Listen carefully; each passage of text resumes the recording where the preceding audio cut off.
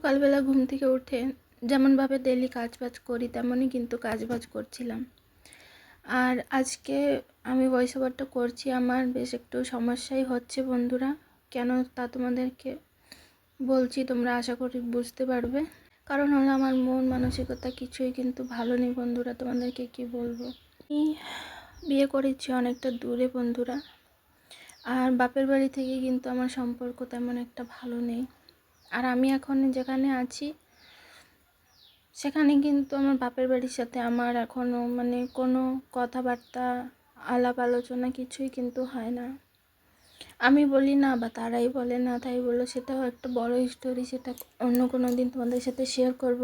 তো আজকে শুভ সকাল বা কিছু বলার পরিস্থিতিতে আমি নেই বন্ধুরা, তোমাদেরকে কি বলবো। আমি এই খবরটা শুনে যেন আকাশ থেকে পড়েছি। আমার মনটা এতটা পরিমাণে ভেঙে গিয়েছে, আমার কিছু ভালো লাগছে না। শ্বশুরবাড়িতে কাজ করা লাগে তাই কাজ করছি, রান্না বান্না করে সবাইকে খেতে দেওয়া লাগে তাই দিচ্ছি। খেতেও ইচ্ছা করছে না, কিছু কাজবাজ করতে ইচ্ছা করছে না, কারোর সাথে কথা বলতে ইচ্ছা করছে না। শরীরটা মনটা জানি কেমন একটা হয়ে গেছে। তো বাপের বাড়ির সাথে কেন কথাবার্তা আলাপ আলোচনা নেই সেটা তোমাদেরকে অন্য কোনো একটা ব্লগে আমি জানাবো বন্ধুরা। কিন্তু এটা আমি জানাতে চাই যে আমি যেখানে আছি সেখানে আমার বাপের বাড়ির সাথে যেহেতু আমার কোনো কথাবার্তা হয় না।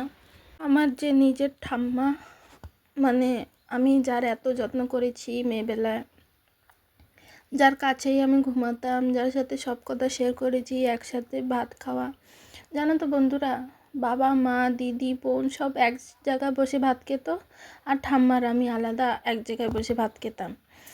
সব সময় আমি ঠাম্মার সাথেই থাকতাম প্রায় সময়। আর ঠাম্মার শরীর অসুস্থ হলে ঠাম্মার যত্ন করা বলো, ঠাম্মাকে স্নান করানো বলো, ঠাম্মার জামা কাপড় কাচা বলো, সমস্তটাই কিন্তু আমিই করতাম। তো তারপর আমার বিয়ে হয়ে যায়, আর বিয়ে হওয়ার পরে তো বুঝতেই পারছো শ্বশুর বাড়ি আর তেমন একটা কিন্তু বাপের বাড়ি যাওয়া হয় না। যখনই যাওয়া হতো, যখন আমি এই কথাটা আমি তো জানতামই যে কেউই সব দিনের জন্য এই দুনিয়ায় থাকবে না, এই পৃথিবীতে কেউই চিরদিন থাকবে না, সবাই আয়ু কিন্তু একটা সময়ের পরে শেষ হয়ে যাবে।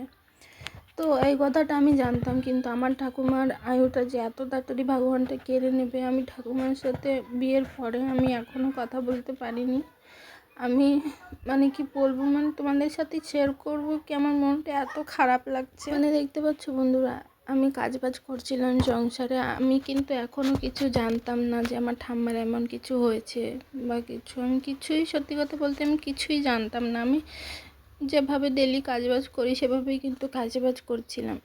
তো হঠাৎ আমি জানতে পারি আজকে যে আমার ঠাম্মা নাকি মারা গিয়েছে। আর সেটা 1-2 দিন হলেও হতো, সেটা 20 থেকে 25 দিন হয়ে গেছে। আর আমি কিন্তু একটু জানি না আর কি হয়েছে জানো বন্ধুরা। যেহেতু আমার ঠাকুমা অসুস্থ, অনেক দিন থেকে বিছনা ধরা ছিল, তো তারপর তো ঠাকুমাকে দেখতে আমার যাওয়া হতে পারেনি, আমি যেতে পারিনি, ঠাকুমাকে দেখা হয়নি আমার। তো আমি যখন ভেবেছিলাম ঠাকুমাকে দেখতে যাব, সেই সময় হয়তো ঠাকুমা বাড়ি ছিল না। তো কদিন থেকেই না প্রায় আমি স্বপ্ন দেখতাম, সেটাও স্বপ্নতে আমি শুধু দেখতাম কি যে আমার ঠাম্মার হয়তো কিছু হয়ে গেছে, আমার ঠাম্মার শরীর ভালো নেই, আমার ঠাম্মা আরও সমস্ত মরা মানুষেরা আছে সেখানে আমার ঠাম্মাও আছে। এমন কিন্তু অনেক দিন থেকেই আমি স্বপ্ন দেখছিলাম। আর স্বপ্ন দেখে যখন বাড়িতে জানাই, তখন সবাই বলছিল যে না, এমন কিছু হয়নি, হয়তো তোমার ঠাকুমা তোমাকে বেশি ভালোবাসে বা তোমাকে মনে করছে বা বেশি অসুস্থ হয়ে পড়েছে, তোমার কথা মনে পড়ছে বলেই হয়তো তুমি এমনটা স্বপ্ন দেখছো, বা হয়তো হতে পারে যে তুমি বেশি ভাবছো ঠাকুমার কথা সেই কারণে। কিন্তু তবুও নাকি বলো, তোমার মনে না একটা সাড়া দিয়েছিল যে আমার ঠাকুমা হয়তো নেই বা কিছু একটা হয়েছে। তো ঠাকুমা যেহেতু জানে যে বাপের বাড়ির সাথে আমার কোনো আলাপ আলোচনা হয় না, কোনো কারোর সাথে আমার মিল নেই এখনও, কারণে কিন্তু আমি ভেবেছিলাম যে হয়তো আমি সবাই যেমন আমাকে বলেছে তেমনই আমিও ভেবেছিলাম যে হয়তো শরীর ভালো নেই বা আমাকেও হয়তো মনে করছে, যেহেতু সবসময় এক জায়গায় থাকা, এক জায়গায় খাওয়া, এক জায়গায় ওঠা বসা করেছি ঠাম্মার সাথে। তো আমিও জানতে পারিনি যদি হয়তো আমার মনে অনেক দিন থেকে সাড়া দিচ্ছিল, আমি সবাইকে বলছিলাম যে আমার ঠাম্মার তো কিছু হয়ে যায়নি, আমার ঠাম্মা তো মরে যায়নি, মানে এই দেখো বন্ধুরা আজকে কী কী রান্না করেছি তোমাদেরকে দেখাই। এখানে আছে ভাত, যেটা শ্বশুর বাবা খেয়ে অলরেডি বাজারে চলে গেছে। এখানে রান্না করেছি সজনা, মিষ্টি কুমড়া আর বানানো বড়ি দিয়ে একটা তরকারি নিরামিষ। আর এখানে এটা উস্তা ভাজা আছে, আর এটা হলো কুঁদরি ভাজা করেছি। এই দেখো বন্ধুরা এখানে আছে পান্তা ভাত, তো এটা এখন আমি খাবো। কি বলবো দেখো বন্ধুরা, আমি আমার মনের সুখে আমি যেভাবে ডেলি কাজবাজ করি সেভাবে কাজবাজ করছি, ব্লগটাও শেয়ার করছি, শ্যুট করছি যে তোমাদের সাথে ভালোভাবে শেয়ার করব। আমি তো ভেবেছিলাম মানে ব্লগটা ভালোভাবে এডিট করে তোমাদের সাথে শেয়ার করব, কিন্তু এমন একটা নিউজ যে তোমাদেরকে আমার দিতে হবে। আর আমার মন মানসিকতা এতটা খারাপ যে আমি যে কাজবাজ করছি, আমার মন মরা নিয়ে আমি কাজবাজ করছি। এখনও দেখো আমি কিভাবে কাজবাজ করছি, আমি এখনই ভাত খেয়ে আসলাম, এখনও কিন্তু আমি কিছুই জানি না যে এমন কিছু হয়েছে। যেভাবে ডেলি কাজবাজ করি সেভাবেই কিন্তু কাজবাজ করছিলাম। মানে কি বলবো, মানে এতটা খারাপ লাগছে, মানে তোমাদের সাথে আমি মানে আমার যে কি ফিল করছি আমি কাউকে বোঝাতে পারছি না। সে শ্বশুর শাশুড়ি হোক, বর বলো, কাউকে আমি বলে বোঝাতে পারবো না, না আমার নিজের বাড়ির লোককে আমি বোঝাতে পারবো। যেহেতু মানে এমন একটা ঘটনা ঘটে গিয়েছে, অনেক দিন হয়ে গেছে আর আমি জানিও না। আর যারা জানে, যেমন আমার দিদির বিয়ে হয়ে গেছে, সেও গেছে, কীভাবে কাজকর্ম হয়েছে সমস্তটা কিন্তু নিজের চোখে তারা দেখেছে। আর আমি তো সেটাও দেখতে পারি না, মানে মনটাকে আমি বুঝাতে পারছি না। আর যে কাউকে বলবো কেউ কিন্তু বোঝে না বন্ধুরা, সত্যি কথা বলছি, কেউ বোঝে না। মানে বলে না যার মাথা তারই ব্যথা, মানে আমি যদি শ্বশুরকে শাশুড়িকেই বলি বা কাউকে বলি তো মানে সবাই বোঝে যে হ্যাঁ বুড়ো মানুষ ছিল, মরে গেছে, ভালো হয়েছে, ভোগার থেকে ভালো হয়ে ভোগতো থেকে থেকে যেহেতু উঠতে বসতে পারতো না, কিছুই পারতো না, তো ঠাকুর নিয়ে নিয়েছে, মরে গেছে, হয় ভালো হয়েছে। মানে এভাবে কিন্তু সবাই আমাকে বলে বলে বুঝাচ্ছে যে হ্যাঁ ভালো হয়েছে, কষ্ট করে আমি বেশি কষ্ট পাইনি। কিন্তু আমি যখন মন থেকে কিছু করছি না, আমি যাই করছি না কেন, আমি যদি আমার নিজের হাত করছি, আমি মনে করছি আমার ঠাম্মা নিজে ওটাকে তৈরি করেছিল, আমার ঠাম্মার হাত করেছিল, সেটাতে সব মানে তাজা হয়ে থাকতো। আমি ঠাম্মাকে বলতাম যে ঠাম্মা আমি কী হয়েছে, ঠাম্মা বলতে তোদেরও যখন বয়স হবে তোদেরও কিন্তু এমন হবে। তো তখন অনেক হাসাহাসি করতাম, মানে ঠাম্মার সাথে কাটানো এক একটা স্মৃতি। ঝগড়াঝাটিও অনেক করেছি, অনেক ঝগড়া অশান্তি করেছি ঠাম্মার সাথে। সেই সমস্ত কথা মানে এতটা মনে পড়ছে না, বুঝতেই পারছো। মানে আমি না কাউকে বোঝাতে পারি না, কিন্তু সত্যি কথা বলছি, আমি যেমন আমার মা বাবাকে ভালোবাসি তেমনই কিন্তু আমার ঠাম্মাকেও আমি ভালোবাসতাম, আর অনেকটাই ভালোবাসতাম আমার ঠাম্মাকে। কেউ যদি কিছু বলতো না, মানে অনেক সময় এমনও হতো যে কারোর সাথে যদি ঝগড়া হয়ে যেত, তখন একবার আমার দিদির সাথেই ঝগড়া হয়ে যায় আমার ঠাম্মার। তো তখন আমার দিদি কথায় কথা বলেছিল যে তুমি মরে যাও না কেন, মরে গেলেই তো ভালো। আর এখন মানে ওই সমস্ত কথা বন্ধুরা মানে আমি ভয়েস ওভার করতে পারছি না, মানে আমার এতটা পরিমাণে খারাপ লাগছে, আমি কাউকে বলে বোঝাতে পারছি না। মানে এই সময়টা যে আমার সাথে কী হচ্ছে, মানে আমি নিজেকে এতটা পরিমাণে একা মনে করছি, মানে কারোর সাথে আমার কথা বলতে ইচ্ছা করে না। আমার সবসময় মনে হয় যে আমি একা থাকি, একা কোথাও চলে যাই, একা কোথাও বসে থাকি, মানে কেমন একটা যেন হয়ে গেছি। মানে দেখো কান্নাকাটি করছি, সংসারের কাজ তো করতেই হবে, সংসারের কাজবাজ করছি, আবার একটু কান্নাকাটি করছি, কেউ কিন্তু একটু শোনেও না বন্ধুরা, জানো তো যে তোমার কী হয়েছে, কিসের জন্য কান্নাকাটি করছো বা কিছু, ও একজন মানুষও নেই যে শুনবে। মানে এতটা পরিমাণে যে খারাপ লাগছে আমি কাউকে বলে বোঝাতে পারবো না। আমি মানে কোনো দিন কাউকে বলে বোঝাতে পারবো না যে আমার মনের ভিতরে আমার সাথে যে কী চলে যাচ্ছে। আর দেখো আমাদের বাড়ির মিঠুটা কেমন ডাকাডাকি করছে, কারণ ওর কাছে বসে থাকি কিন্তু ওর সাথে কোনো কথাবার্তা বলি না। আর যখন আমি ওর সাথে থাকতাম, যখন ওর সাথে বসে থাকতাম, তখন অনেকটা কথা কিন্তু আমি আমাদের মিঠুর সাথে বলি, কিন্তু এখন যেহেতু কথাবার্তা বলি না, তো মানে ডাকাডাকি করে, মানে কী বলবো, মনটা ভালো নেই, মেজাজটা কেমন যেন হয়ে আছে, কথা বলতে ইচ্ছা করে না কারোর সাথে, মানে কেমন জানি হয়ে গেছি আমি। আর বন্ধুরা কী বলো তো, সংসারের কাজবাজ তো করতেই হবে, সংসারের কাজবাজ না করলে কিন্তু উপায় নেই। যতই কান্নাকাটি করো, যতই শরীর অসুস্থ থাকুক, কেউ কিন্তু শুনতে আসবে না, সবাই দেখতে আসবে যে কাজটা হচ্ছে নাকি। কাজটা না হলে বা কাজটা একটু এদিক দিয়ে ওদিক হলে, একটু পানির দিয়ে চুনে খসে গেলেই মানে কেউ কিন্তু কথা শোনাতে ছাড়ে না, কিন্তু কেউ দেখে না যে তার মনটা ভালো আছে না নাই, তার শরীরটা ভালো আছে না নাই, কেউ কিন্তু জিজ্ঞাসাও করে না, আর কেউ কিন্তু দেখতেও আসে না। আর এটা কিন্তু আমি সংসারে এসে, শ্বশুরবাড়ি সংসার করতে করতে না আমি ভালোভাবেই এটা বুঝে গিয়েছি। ছোটোবেলায় যখন মা বলতো যে জ্বর মাথায় নিয়ে তোদেরকে রান্না করে খাওয়াই, তোর বাবাকে খাইয়েছি, সংসার করেছি, সংসারের প্রত্যেকটা কাজ করেছি, তো তখন ভাবতাম যে মা কি বলে, মা তো মনে হয় এমনিই বলে।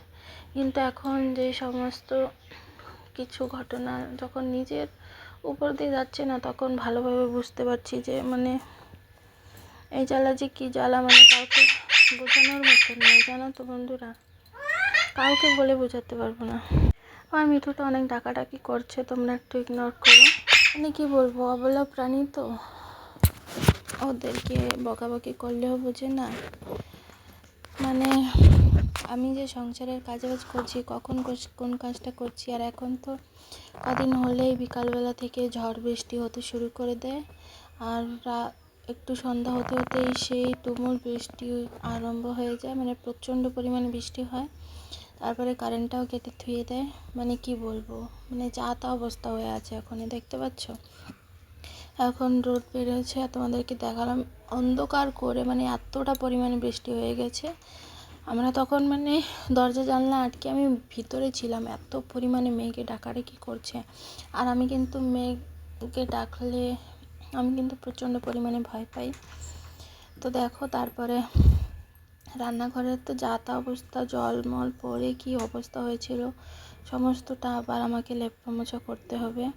আর হয়তো এটা আমি 2 দিনের ব্লগ আমি শেয়ার করছি, সকালের টাইমটাতে যে কাজ করি সেটা 2 দিনের হয়তো আমি শ্যুট করেছিলাম, তো ভাবলাম সেটাই তোমাদের সাথে শেয়ার করি যে 2 দিন হয়ে গেছে আমি কাজবাজ করছি, কিন্তু হয়তো কোনো সময় শ্যুট করতে পারছি না, কোনো সময় কারেন্ট থাকছে না, মোবাইলে চার্জ থাকছে না, বা কোনো সময় মন ভালো লাগছে না, কী কাজ করছি কী কাজ না করছি, মানে রান্না করা লাগে তাই রান্না করছি, খাওয়া লাগে তো মানে খাওয়া তো লাগবেই, সেটা মানে খেতেও ইচ্ছা করে না, কাজবাজ করতে হয় তা কাজবাজ করি, মানে যা করতে হয় তাই করি, মানে এমন একটা হয়ে গেছি আমি, মানে কিছু আমার ভালো লাগছে না। আমার মনে হচ্ছে যে যদি একটু ঠাম্মাকে অন্তিমবার লাস্টবার যদি ঠাম্মাকে একবার একটু দেখতে পারতাম না, আমি মনটাকে বোঝাতে পারতাম যে না আমার ঠাম্মাকে আমি দেখেছি লাস্ট টাইম, তো সেটাও পারলাম না। মানে কি বলবো, এতটা পরিমাণে ঠাম্মার জন্য এখন মায়া লাগে।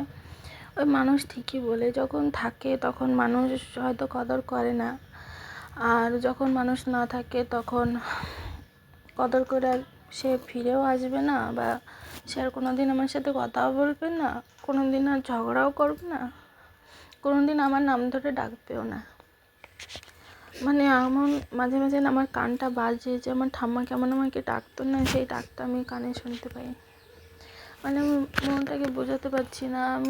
আমার খালি মনে হচ্ছে যে আমি যদি একটু বাড়ি যেতে পারতাম, আমি ঠাম্মাটাকে দেখে আসতে পারতাম। মানে এতটা পরিমাণে আমার শুধু বসে থাকছি কান্না পাচ্ছে, কাজ করছি কান্না পাচ্ছে, মানে কোনো কাজে আমি মন বসাতে পারছি না। আর এমন একটা জ্বালায় আছি বন্ধুরা আমি এখন, মানে কাজবাজ যদি না করি সেটা সবাই প্রত্যেকের চোখে মানে কাটা হয়ে দাঁড়াবো আমি, সে কারণে কিন্তু কাজবাজ করছি। কাজবাজ কিন্তু সংসারের একটা বাদ নেই। মন খারাপ হয়েছে তো কী হয়েছে, শরীরটা না মানে যখন থেকে শুনেছি আমার শরীরটা যেন ছেড়ে দিয়েছে, মানে হাতে জোর পাচ্ছি না, শরীরে জোর পাচ্ছি না, গায়ে জ্বর, মানে এতটা পরিমাণে জ্বর যে মানে যদি শুয়ে থাকি উঠতে পারবো না, মানে এতটা পরিমাণে জ্বর। কিন্তু কী বলো তো, কাজের আদর সবাই করবে, বসে থাকবো চামের আদর কিন্তু কেউই করবে না। কান্নাকাটি করি আর সংসারের কাজবাজ করি, আর কোনো উপায় নেই জানো তো বন্ধু আমার কাছে। মানে যখনই একা বসে থাকি শুধু ঠাম্মার কথা মনে পড়ে। আমার মনে হয় যে আমার ঠাম্মা এমন করতো, আমার ঠাম্মা সেমন করতো। ঠাম্মাকে ঠাম্মা যেখানেই থাকুক ভালো থাকুক, এটাই বলার, আর কিছু বলার নেই। ঠাকুমার আত্মা জানি শান্তি পায়, সেই কামনাই সবসময় করি। আর তোমরাও একটু করো বন্ধুরা, যাতে আমার ঠাকুমা যেন তার পরবর্তীতে ভালো একটা জীবন পায়, আর এখন যেখানেই থাকুক না কেন ভালো থাকুক।